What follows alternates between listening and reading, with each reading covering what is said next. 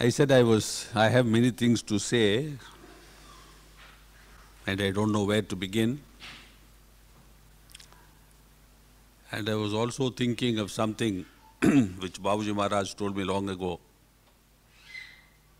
that often the things that we don't say are more important than the things that we say. So it's a question of having to balance the spoken with the unspoken. See. I have not been able to master that art. I have still to depend on saying things. See. Maybe a time will come when I won't have to speak so much. Somebody asked me, if now we have the ashram, what do we do with it? I thought it was an obvious thing. See, when we build a house, we live in it. And when we have an ashram, we also try to live in it as much as we can. An ashram is nothing more than a house where we try to live in accordance with principles to sustain inner growth, inner evolution. People often confuse an ashram with some sort of an arcane environment where there can be no smiling and no laughter, no good food, only cold floors, prickly blankets. That went out with the dodo. See. We are here neither to suffer nor to enjoy. We are here to live under circumstances made available to us. You have all seen Babuji Maharaj very comfortable with his blankets, with his mattresses, with his heated rooms, and even with his mushroom soup.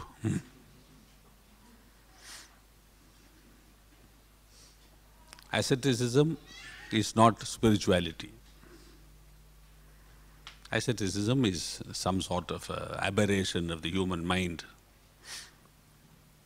which thinks it has to suffer to reach God. The opposite is also not true. That a life of license can lead us to God is also not true.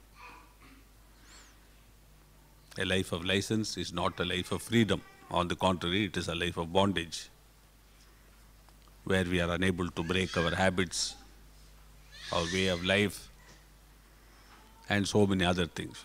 A man who gets drunk and goes on getting drunk is a slave to his drink. He is not free. That is why habits enslave us. As I used to say jokingly to Babuji Maharaj, I am a slave of good habits. I wake up at 5, I can't wake up at 7, unless I am sick. So I am a slave of a good habit, somebody is a slave of a bad habit. So habits per se enslave us. So Babuji had no habits, except his one habit, which he told me himself, of the hookah. He said, that is my only habit. He didn't say bad habit or good habit, and that was good, you see, because when everything enslaves us, how can a good habit be good if I am going to be a slave of it? So there are no such thing, there are no things such as good habits and bad habits. There are only habits, and all habits make us slaves. So asceticism is another bad habit. So we should not become slaves. You know, the problem is that we are trying to think under several frames of reference all the time. We are thinking of Hatha Yoga, we are thinking of Laya Yoga, we are thinking of Sahaj Marg, we are thinking of the Brahmin way of life, we are thinking like Vikings, we are thinking like Europeans, and trying to fit everything into this multi-frame reference. But Sahaj Marg says, live a sensible, balanced life. It does not say live as a European. It does not say live as an Indian. It says live a simple life in tune with nature. And that is common to everybody. Nature is common to everybody. Simplicity is common to everybody. Now, if you want to start defining simplicity, no, you say, I must sleep outside on a rock. Simplicity does not mean suffering. Simplicity does not mean enjoyment. Simplicity means reduction of our needs to the minimum possible. A complex life is one where we need many things. A simple life is where we don't need so many things. So we have to try to become simple in our attitudes, simple in our needs, simple in our life, and simple in our approach to even our system of practice. Because this need to make everything complex is, I think, a common human failing, because something complex appears to us grander than something simple. A mighty machine, very complex, is a reflection or a sign of the enormous technological advance of a society. Lifting up a tiny stone with a crane is an advance. I was watching in Silkeborg some pavements being put in. First, there were machines which came and threw sand. This took about a week. Next came some machines which were leveling the sand. That took about another week. The third week, some cranes came and delivered beautiful, those jigsaw type of paving stones, all beautifully packed, ready, assembled in squares. And they were laid exactly, you see, and the crane man was there operating the crane very meticulously so that it fell exactly in place. So that I saw this payment which Indian labor would have done in about 3 days, taking 3 weeks. And then final proof of the technological brilliance was a crane using a grinding machine to grind the top surface even. I mean, you see, this is stupid. I am not criticizing Western society. Please remember that. I am criticizing science and technology, especially the misuse of science and technology. How far can we take this? And then we talk of unemployment, increasing unemployment. If we had let loose 30 Indians who would have been paid on an average 15 rupees a day, 450 rupees per day, in 3 days, 1,350 rupees, 300 krona. And you must have spent there something like 300,000 kroner of your money in laying that small payment. So you see, people have to become aware that this is not simple. No, Chari, it is simpler to do with a machine. I disagree. This has become so absurd that today I had a question from an Abhyasi. What about Abhyasis who have heart transplants or maybe sometime in the future, artificial hearts? I mean, it was a genuine question from a genuine mind with a doubt in it. So, you see, we are going beyond the bounds of Sahaj Marg. Sahaj Marg says, you have a heart, meditate, thinking that the divine light is in that heart. So, whatever is the heart, we can meditate. Suppose a man has his intestines cut off and a rubber tube put in, which many people have. Are they not eating? Are they not digesting their food? Do we not walk if unfortunately we lose a limb and we have an artificial leg or an artificial hand put in? Unless the whole human being has become a machine, which you call a robot. Then comes the question, can a robot meditate?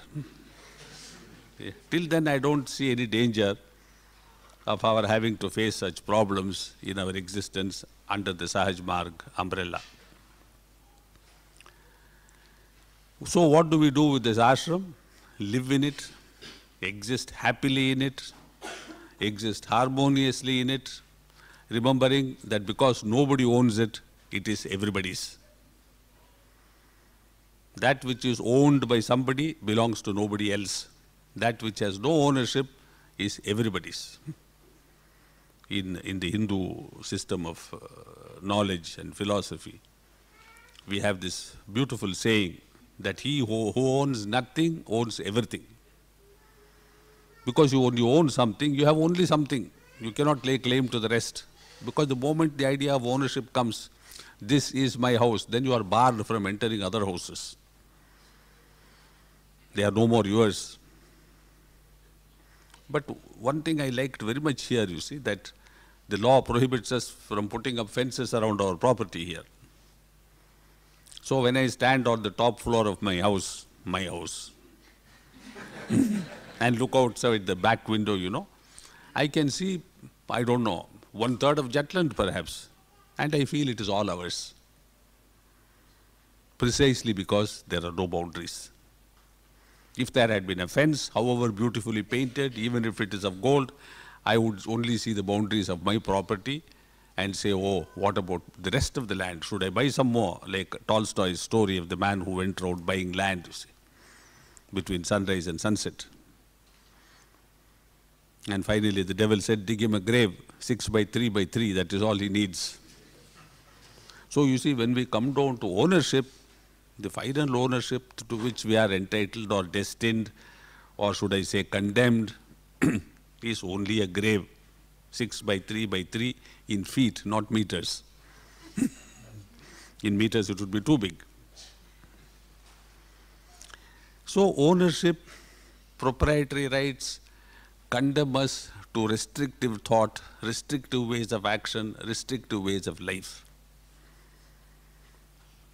We have to get rid of this idea of ownership, that the Danes are in Denmark, or that Denmark is for the Danes, Germany is for the Germans, France is for the French. This is all nonsense, you see.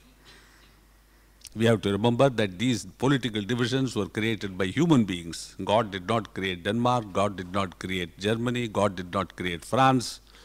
God created the world, He peopled it and said, go forth and multiply. If the Christian tradition is to be believed, go forth and multiply. Multiply what? Not yourselves. It did not mean to breed indiscriminately, produce 28 children. Multiply yourself. This self that is in me, you see. Multiply it, make it grow. Go forth and multiply. That means you cannot stay in this place and grow. This is the tradition of the Parivrajaka, you see. That a monk, one who is attached to the spiritual life, one who wants to grow, cannot remain in one place because it creates attachment. A sannyasi was not supposed to live more than 3 nights in any place. Precisely because there are devoted abhyasis coming to give him food, beautiful girls coming to cook, some other beautiful girls coming to sing. And he says, I have had a nice thing here, you know, let me stay here. And then he falls in love with a girl, marries her, and there goes his sannyasa. So a sannyasi is not allowed to stay more than 3 nights, not because any place is good or any place is bad, but attachment robs you of the possibility of development and growth.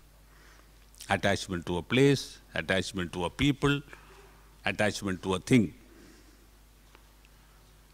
We have a right to use places as we are using this ashram, but not to be attached to it. If somebody makes the mistake of thinking that only in an ashram we can grow spiritually, that is wrong.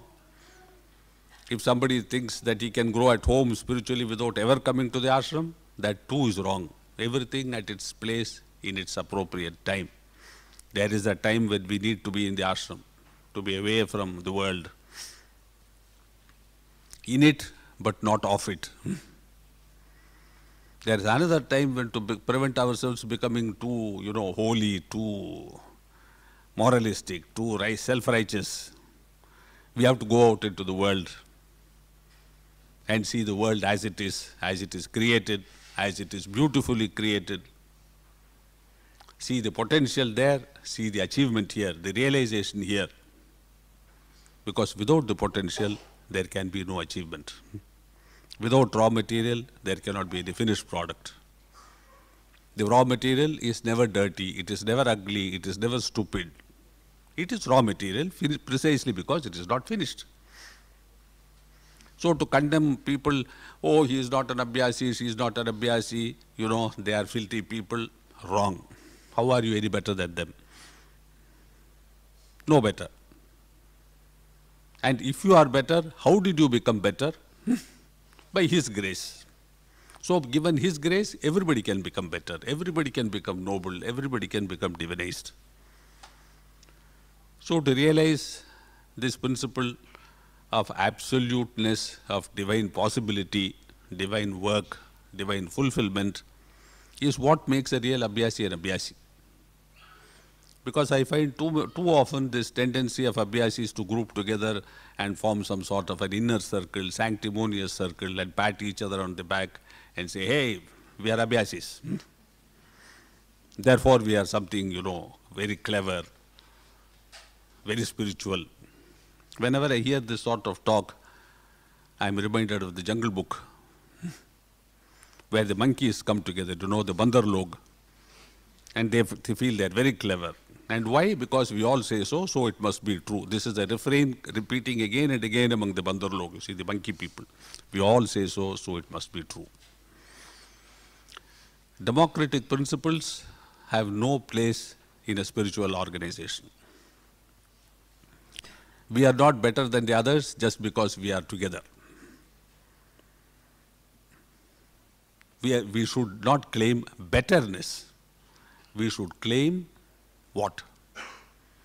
More tolerance, love, more ability to accept the frailties of human existence as we see them, compassion,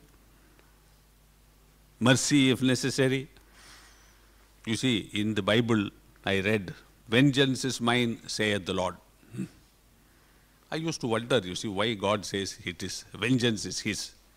Because we have no right to have vengeance in our hearts. Why? Because He can have vengeance, He can punish and recreate. He can kill and give life again to what He has destroyed. But we can only destroy, we cannot fulfill. If I kill somebody, he is killed forever. I cannot give him life and say, arise, Thomas. That Thomas will not arise. So one in whom this capacity to give life again exists, for him there is no life and death. For him there is no killing, because he does not kill. He changes, see, in some way, by transforming that life which was apparently alive into death, which is only an apparent death, so that we can recreate, he can recreate something out of that raw material. This is what death does to all of us. Death is an opportunity to renew life in a more positive, more productive, more evolutionary way. Death is not a final, shall we say, full stop to this life, as the Occidental people are generally afraid. They think, what after death? I cease to exist. Nihilism. If I am not here, what is this life for? But who said you are not going to be here? It is like every day is a new opportunity. Every life is a new opportunity. So one who is fed up with this life, who has frustrated himself by not utilizing the opportunities given to him properly, must sooner expect death and say, God, put an end to this life so that I may have the new beginning quicker. Why wait 60 years more in this foolishness, in this stupidity, in this crass ignorance? Terminate my life, my Lord, so that I may begin new quickly. But when we are wishing for a longer and longer life, what for? See, the only man who has a reasonable, shall we say, right or justification to want to live longer is one who can himself grow and help others to grow. Babaji Maharaj used to tell me there are only two types of long-lived persons, the sinner and the saint. The sinner because he is condemned to a long life by virtue of his samskaras, which he has to undergo the bhoga. And the saint because he has to be here to help those who are thus condemned. It is like a jailer in a jail. He is longer in the jail than any of his prisoners. If he is serving 50 years, he is 50 years in the jail. Others may come one for 2 days, one for 2 months, one for 2 years. But he is in the jail longest. For the rest, there's an old proverb that those whom the gods love die young. So you see, we have to totally change our approach to all these problems of life and death, of spirituality and ordinary life.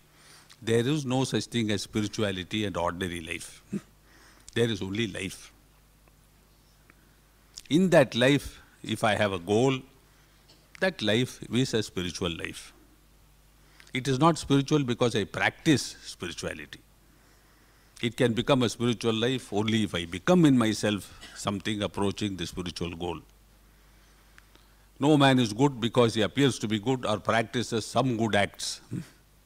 Is he good in himself if you take away all his actions and yet you find the goodness in him?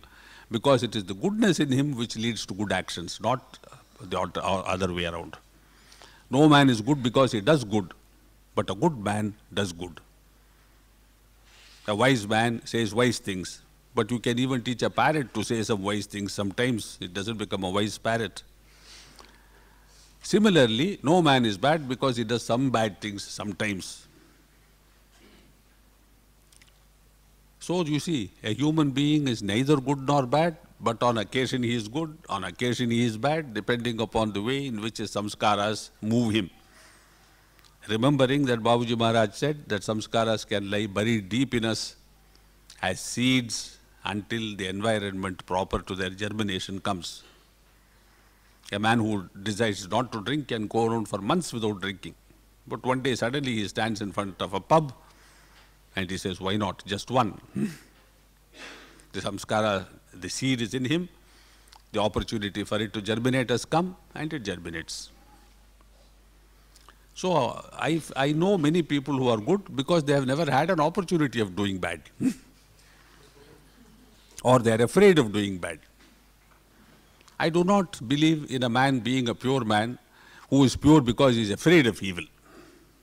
It is like a man who is always in the light because he is afraid of darkness. No, I am always in the light. Yes, but why? Because he is afraid of dark. That is not light, that is not illumination. So we have to develop this generosity of the maker, of the creator, that I have created nothing good, I have created nothing evil, I have created. What it becomes depends on itself. My help is there for all time, for eternity. They are my children, I want them to come to me. When Christ says, do not prevent them from coming to me, it only means this, you see. Suffer them to come unto me. That's what he says. Why? Because there are people who obstruct our going towards the goal, towards our destination. They say, what is this spiritual nonsense? Wait 4 or 5 years, wait till you are 50, wait till you are 60. It is about them that we have to say, permit them to come, don't obstruct them. Your time has not come, well, you are at liberty to follow your way. But those who see the way and see the goal and see the necessity to go towards that goal, don't obstruct. So you see, the first item of good behavior, shall we say, spiritual behavior, is not to obstruct others from going to the master, from going to the goal, from developing themselves, from involving themselves in a spiritual life. Give them their freedom to do it. At the same time, those who don't want to come, no force. Because force never works. Babuji Maharaj said, if you use force, there is always a reaction. So no reactions. And after all, who are we to measure the path or how long it is going to take or when somebody will come on the road? You know, I have been traveling in Europe by cars, fast cars driven by fast drivers on fast roads, autobahns. Sometimes we expect the roads to be choked with the traffic and there's nobody. On other days we say, oh, today there won't be any traffic. We shall go there in 3 hours, the roads are blocked. Such a small thing, we cannot give a prognosis, you see. We cannot say what will be the truth when we go there. In spirituality, there is no early starter coming to the early end or to the early goal. Early start does not mean early end. On the contrary, a man who starts just when we are reaching the goal may still manage to reach the goal before us. I mean, I have seen this happening again and again. Here, progress is not to be measured in terms of time or years or when a man begins or when he ends. Because without knowing it, without understanding it, everyone is already on the path. There is no such thing as coming onto the path. Life is a path. It is like a boat on a river. One boat goes a little to the left, little to the right, you know, badly, shall we say, guided. But the other boat goes straight, but both are in the same river. One fellow may even turn around because he is not yet able to operate his boat properly. He doesn't know how to fix the sails. He doesn't know how to row. He doesn't know how to handle the tiller. And he goes round and round, you see, and people are laughing at him, but he is learning. And beware, he may suddenly learn so much because he has made so many mistakes and understood how to handle so many adverse circumstances that he may reach ahead of the supercilious do-gooders who left long before him. Given a bad current, the good sailor, as he thinks himself to be, who has never faced a frustration or an obstacle, is lost. He will probably sink. The fellow who has rammed into every boat, crashed into every obstruction, drowned himself 25 times, is the expert. So this charity of view that everybody is on the path, everybody is learning from good as much as from bad, or to put it the other way, as much from bad as from good, we should understand. Therefore, Babuji said, don't distinguish between abhyasis and non-abhyasis. Who are we to distinguish? He has to distinguish, not we. So we cannot distinguish between Italians and Armenians and Romanians and Russians. Who are we to distinguish when he does not distinguish? Oh, I don't like Italian abhyasis, they eat spaghetti. The Italian says, I don't like Germans because they eat too much sausage. Who are we to like or dislike? The tiger eats by killing. The cow eats by grazing. So is the tiger a better or worse object than the cow? God made it a tiger, God made this a cow, they are living in their respective ways.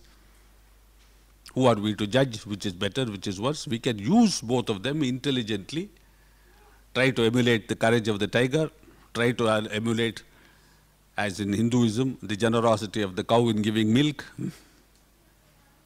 So we are here to learn how to take out the best from every aspect of life.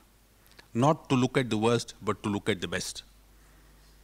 Then we shall have a positive approach, a properly oriented approach in which we can really help others. Because if you are only going to see the sickness, the dirtiness, the ugliness, we are only fit to be sweepers. One who sees dirt everywhere, ugliness everywhere, filth everywhere, I would give him a broom and say, sweep that dirt. Clean it, that's all you are fit for, because you don't see anything else. It is said of the pig that it is the only animal which cannot look up. It's always looking down. See. Cochon. And it's a fact.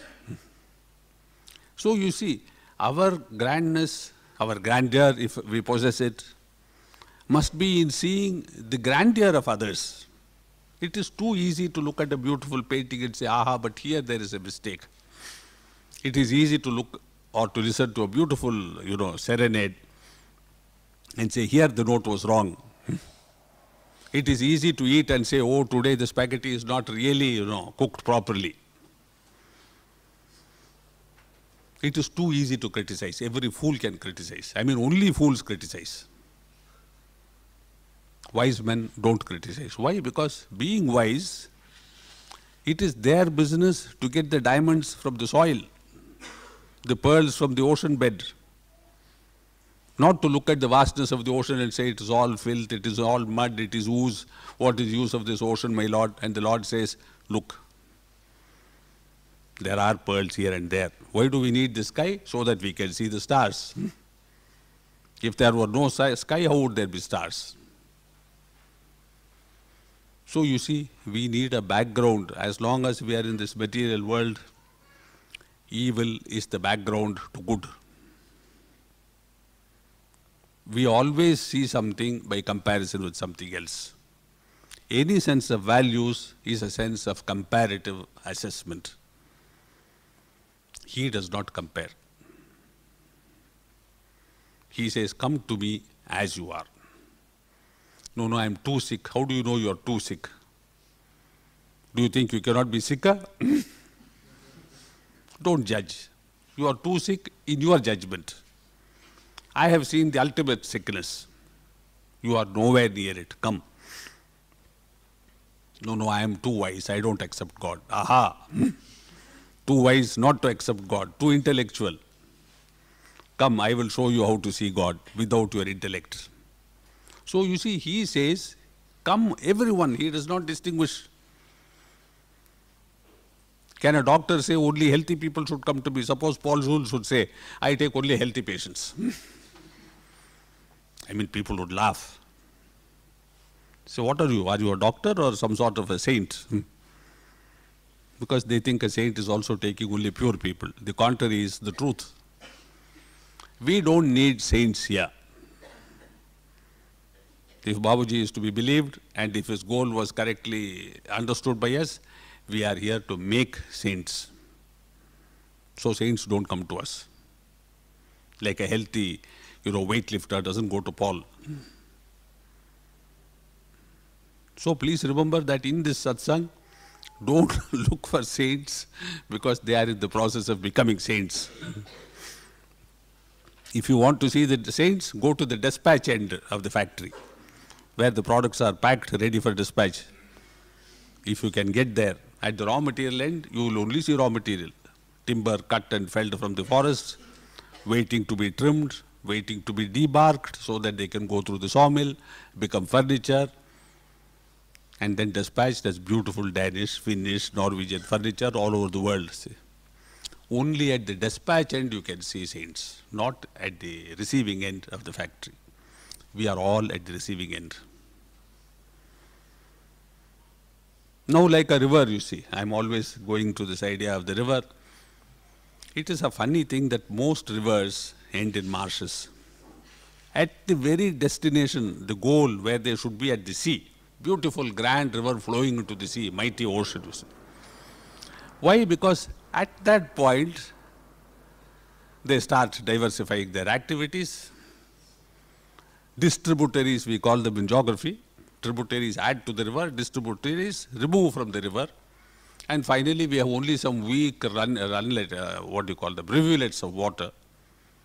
No force, no volume in them. Hundreds of them where there was one river before, and there's a marsh. And what happens to that?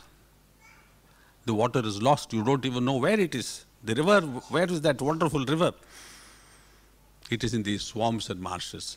So you see, when on our march, many things contribute to our growth. The wisdom of some, the foolishness of others, the wealth of some, the poverty of others, the beauty of some, the ugliness of others, the generosity of some, the avariciousness of others. We learn from everything. How to be this, how not to be this, both teach us. So through life, tributaries are necessary. We learn from everything that adds to our growth. But if at the end of the journey, if you are going to be foolish like some of these rivers, and now indulge in distributing ourselves into various schemes and operations and hobbies, habits, we create the marsh for ourselves. That is the tragedy. At that point, we find there is no more a river, there are only weak rivulets of water flowing into no one knows where, reeds, weeds, marshy sand. If you step into it, you will sink. such a person becomes a danger to the rest of society. So you see, we have to maintain this potential, this volume, its enormous strength to proceed onwards. Because by accretion, everything becomes stronger. But if we allow ourselves to be weakened after that, that is our personal tragedy for each one of us. Now we have the master, the mission, the method. I used to assume it is the same for everybody. But I discovered, this morning, that the master has a master, mission and method. Obviously, he has his master, and the mission and the method are there for him to use for the good of humanity, for development, for spiritual evolution. The preceptors are also talking of the master, the mission and the method. What do they mean by it? Do they mean the same thing? They cannot obviously be the same thing because they too have masters. And the mission is not in a sense theirs, is in a sense theirs, because that which you use is yours, that which you don't use is not yours. A house in which I don't live, I may own it, but it is not my house. People who are very rich and who have many houses know this. They go there for 3 days, Biarritz 3 days, south of France for 3 days, Timbuktu for 6 days.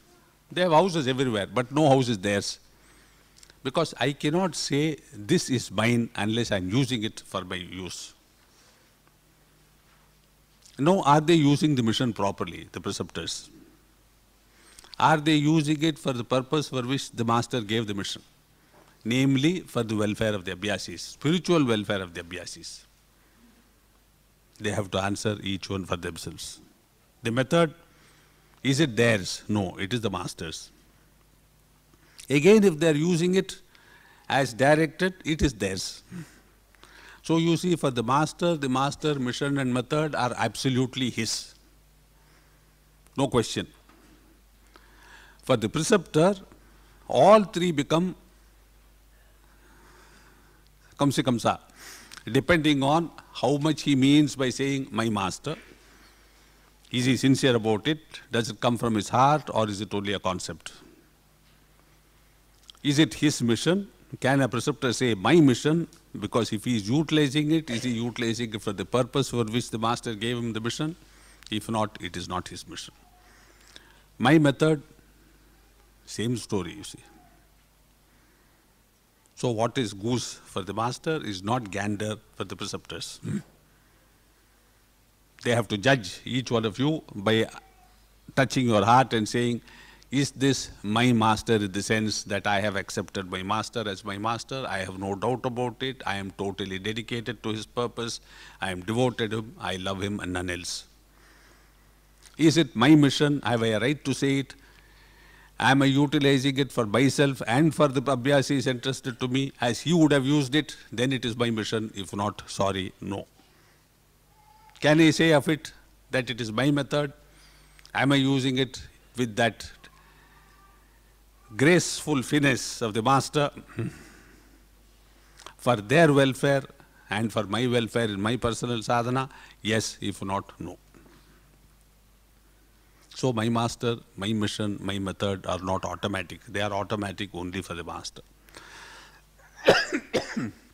For the preceptors, they have to answer these questions, put to themselves, by themselves. What about the abhyasis?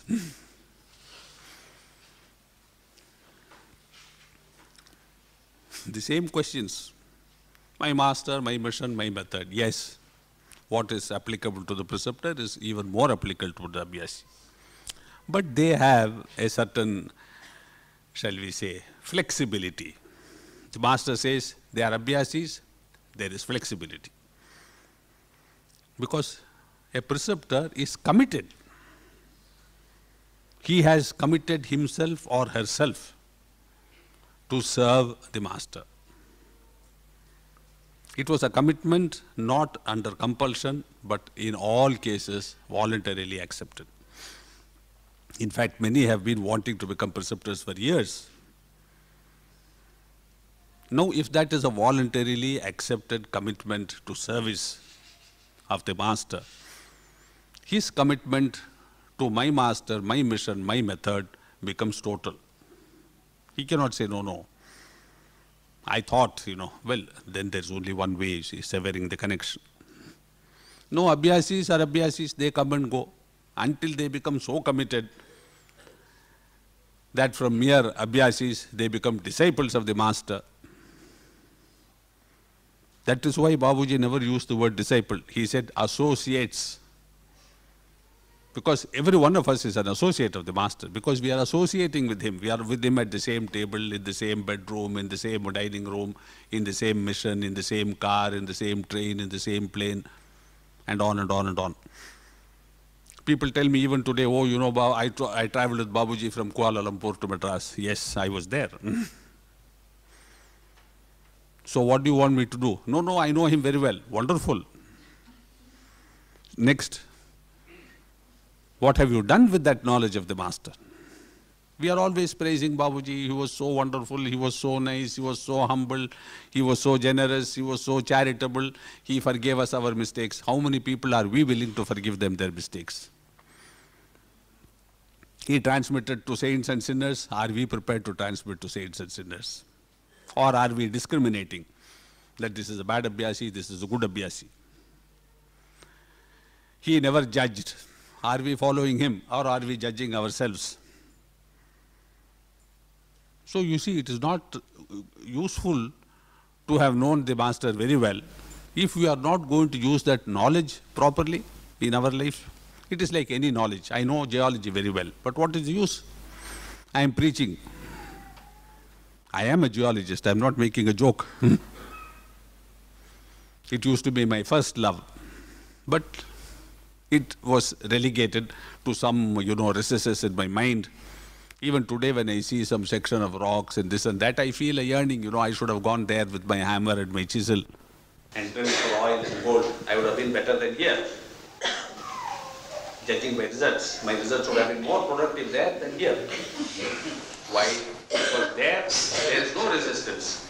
Gold in the rocks does not resist being powdered in a mill and then, melted in a cupola to yield yellow metal. It does not resist. On the contrary, drop by drop it flows. When you see rainwater on a pane of glass, how each drop slowly comes down, merges with another drop, becomes faster, merges into 3 more drops, and then it's a stream. Human beings mix and they create problems. Put 2 human beings together and you have a dissension. Put 10 together, you have a strife. Put 100 together, you have a war. But put water and water together, you have bigger water. Put mercury and mercury together, you have bigger mercury. You see, nature is so magnificently responsive to the need for coming together and growing. Growth of crystals, growth of a tree from a single seed. But here, accretion provides or produces dissension, strife, squabbles. Why? Because we judge. Simple fact, you see. No, I don't want to sit with this guy. No, she is Italian. No, that guy is a crazy Indian. See, talks nonsense. Hinduism. Prejudice.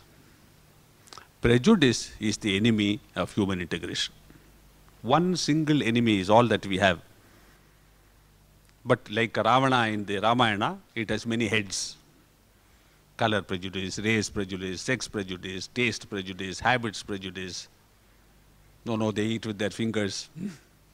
But the Hindu thinks you are stupid. When God gave you fingers to eat with, you are using forks and knives and pretending they are purer. So you see, this is all prejudice. He is prejudiced about your ways, you are prejudiced about his ways, we are all prejudiced about all our ways, commonly, mutually, and being very happy about it, thinking we are wise, we know.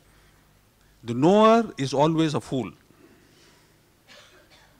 And per contra, what Babuji said, the fool is the ultimate knower. He knows everything. Why? Because without knowing, knowledge comes to him. For the knower, knowledge comes through knowing, through acquisition of facts, through study. Cut off his head and he is dead. The fool, in his blissful state of ignorance, he says, what I need will come. And it comes. Babuji never had degrees. As he himself said, he was not educated beyond the 6th or the 7th class of school. It is in his own writings. Yet we have seen him dealing with the, the modern equivalents of Einstein. He was never at a loss, and he never lost, because he had nothing to gain. When we have something to gain, we have a great deal to lose. When we have nothing to gain, we have nothing to lose. In Sahaj Marg, we don't come for gain. People ask, what is the benefit of doing Sahaj Marg? If that is the question they come with, then they are conscious that they have a great deal to lose if they don't gain. But if they come because it is the right thing to do, that it is right to grow, it is natural to grow, that all that we are doing is against growth, not for growth, what is the problem? So you see, we have to educate people into right thinking. Sahaj Marg is not to give any benefits. It is to make that harmonious, unitary existence called divinized existence. Is it difficult? No, it is as easy as floating down a river. The river takes you there. All that you have to do is to be in the river and to float. Then what is all this blah blah of sadhana, etc.? Well, it is a fun, it is game. It is nice to sit and meditate. We feel beautiful things in meditation. We feel blissful. We lose consciousness of ourselves. We see the foretaste of that which we are to become. It is like when I go into my dining room, I take an olive and put it in my mouth, I am happy. Oh, do you like olives? No, but I am tasting the lunch that is going to come after that. I am not tasting a single olive. I am tasting the whole lunch in that single olive. It is a promise of everything else that is to come. Similarly, the states that we experience in our meditation are the light before dawn. The sun is to rise. Look, yes, but I don't see the sun. You will. How do you know? Look at that color on the horizon. See. The horizon is beautiful before sunrise. After sunrise, it is not beautiful. The horizon is beautiful at sunset. After sunset, it is not beautiful. So when things are rising, they are beautiful. But we expect beauty after we have become saints. Babuji Maharaj said, a saint is for the world's enjoyment, not for his own. Precisely because, like the sunset or the sunrise, the sun is there to give us energy, to give us life energy. It is not there for beauty. Beauty is an aspect which is not of the sun's, really speaking. At that moment, due to so many factors which science has spoken about, passing the sun's rays passing at the maximum, of the Earth's atmosphere, all this bizarre thing of being broken up into its colors, the clouds interfering, the atmosphere interfering, the dust interfering, and we have these beautiful sunsets and sunrises. And we say, beautiful sun. No, the sun is not beautiful. Beautiful Babuji, as we saw him. Some of us liked these old people with no teeth, always smiling, prepared to forgive a fault, and we said Babuji was a great guy.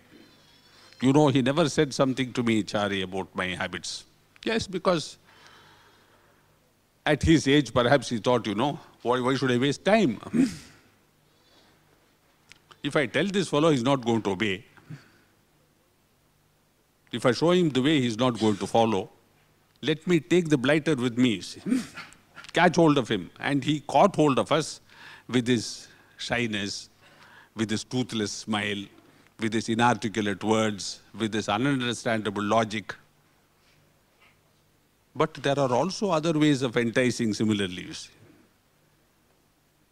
So we should not mistake an apparent weakness for real weakness or an apparent strength for real strength, because Babuji had neither. He was neither strong nor weak. We should not be attracted by an apparent show of ignorance. No, no, you see, I am telling you, I know nothing. But it was the truth. He knew nothing, in the sense of he knew what nothing is. None of us know what nothing is. He told us the truth. We thought he was being very humble and said, I know nothing. And we said, what a great guy. The master of the universe saying he knows nothing.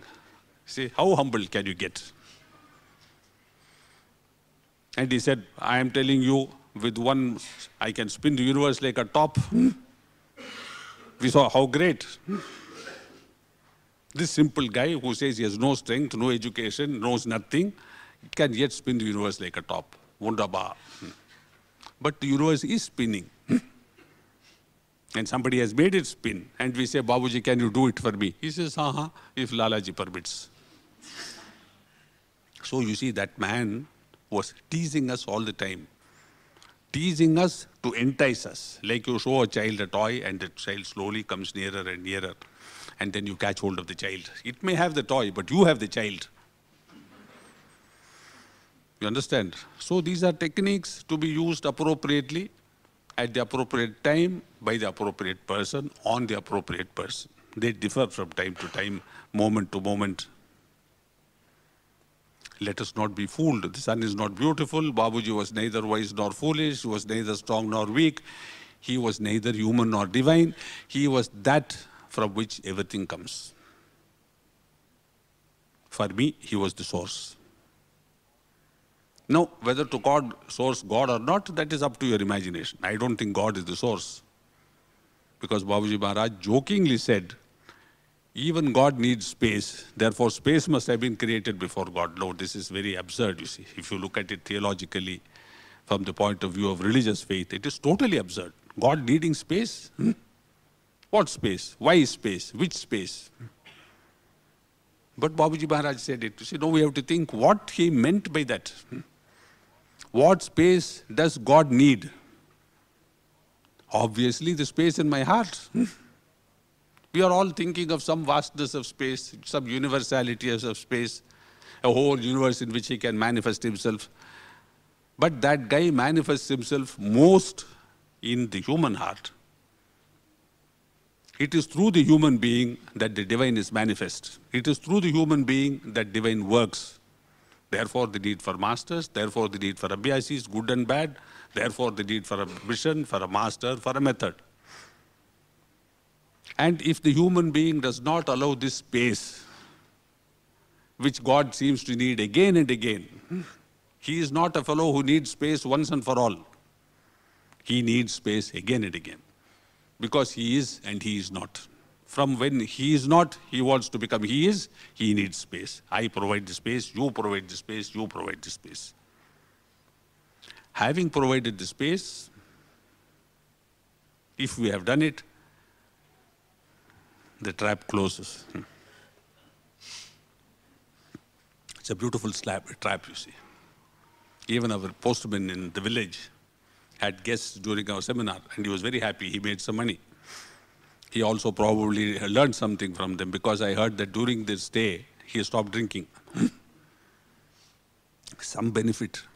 Even a postman in a village is able to make some money, give up his drinking for a few days at least, stops beating his wife at least for a few days, because there are some persons there who are wedded to a higher life. Why? Because they have given space to him who must occupy it. So you see, when Babuji said he needs space to occupy, we should not confuse the absolute God with the personal God. My God is here. God may be anywhere. My God is here. And who is this my God? He is the man or the person or the principle or the spirit which has the capacity to penetrate into my heart, take over and guide my light. And that is the master. So you see, some of these few things I thought I've been wanting to speak for the last few days. I'm getting more and more reluctant to speak, but at the same time, this was as if, you know, I had to throw it out. Maybe a personal cleaning was required for me. That I get rid of so many things from me, because I don't need these concepts anymore. For a person who has faith, knowledge is unnecessary. Where knowledge is needed, there is no faith. I don't need any knowledge, I don't need anything, you see. Because he is here and I am happy with him. I thought first that he was the tenant and I am the landlord, but now I know he is the landlord and I am the tenant, which makes me even happier, because I don't even have to look after the house, it is his problem. So I hope that all of you will realize the absolute beauty of such a situation. The absolute freedom of being in such a situation. Unless you are in it, you will not experience it. You will not know what I'm talking about. I pray that it may happen very soon for all of you. Thank you.